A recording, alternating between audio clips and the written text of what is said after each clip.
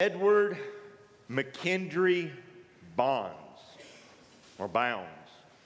was born August 15, 1835 in Missouri. 1835. His father was one of the original settlers of the county there in Missouri and even became one of the big politicians there, helped the state become founded as a state and the county and all of it. Very important man. Unfortunately, though, he would die when Edward was very young. Once he died, Edward was in his early teens, and it was a different culture back then in the 1800s, and you matured a lot faster back then. Well, that's a story for another day. But anyway, he matured pretty fast, and about this time, the gold rush hit in California. If you know anything about history, the big gold rush. And so Edward decided, you know what, as a young teen, my father's dead, I'm going to California and make millions digging up gold. And he did. He went over to California in the gold rush. 3 years later, he ain't got nothing. Nothing. He is destitute. Teenager in California. Y'all, this is back before cars and planes. That's a long way. And so Edward makes his way home to Missouri with nothing. Amazingly enough, this old boy pulls himself up by his own bootstraps. He puts himself through law school and becomes a lawyer. Starts his own law firm while they're in Missouri.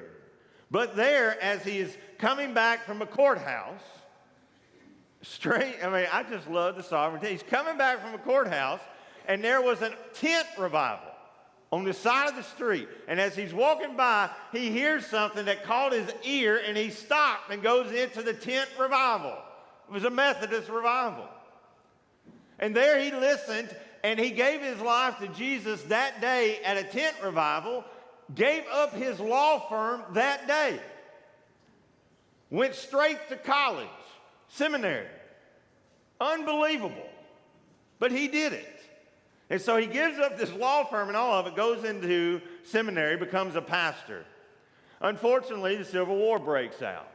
He's in Missouri. If you don't know anything about the Civil War or about it, let me just sort of tell you real quickly. Missouri was a border state, which simply means that it was 50-50, half Union, half Southern or Confederate.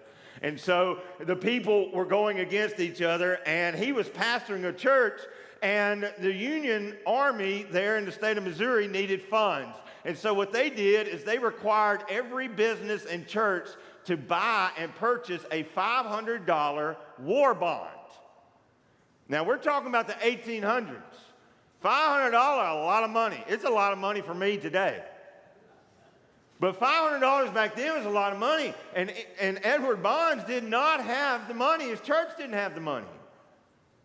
And so he was considered a Confederate sympathizer and thrown into prison because he didn't pay it. Eventually, he would be released from prison.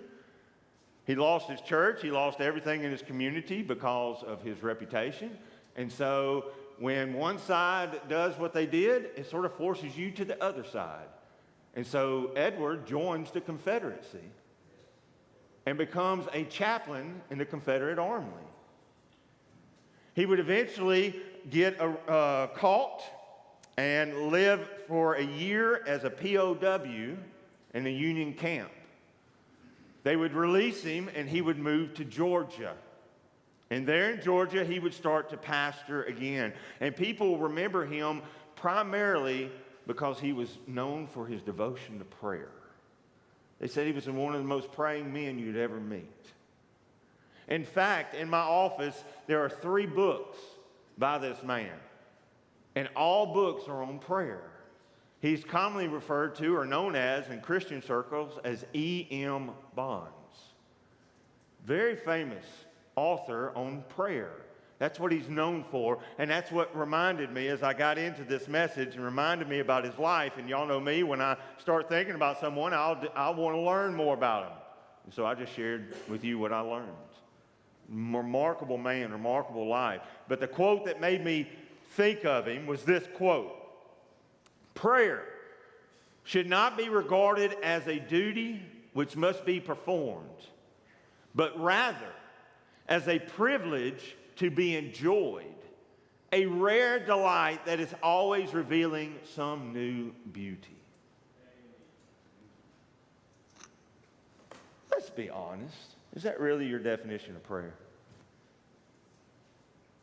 And that should break our hearts, because that should be the definition of prayer. But unfortunately, most of us, it's a duty. But what you see here in our passage today is that it was not a duty for Paul. It was something that was natural. To erupt in praise and to erupt in praying for people. It was a natural part of his life, just as it was a natural part of E.M. Bond's, and it should be a natural part of Christians. As Charles Spurgeon, I believe, was the one who said it, and it may have been another person, but I believe it was Spurgeon who said that a Christian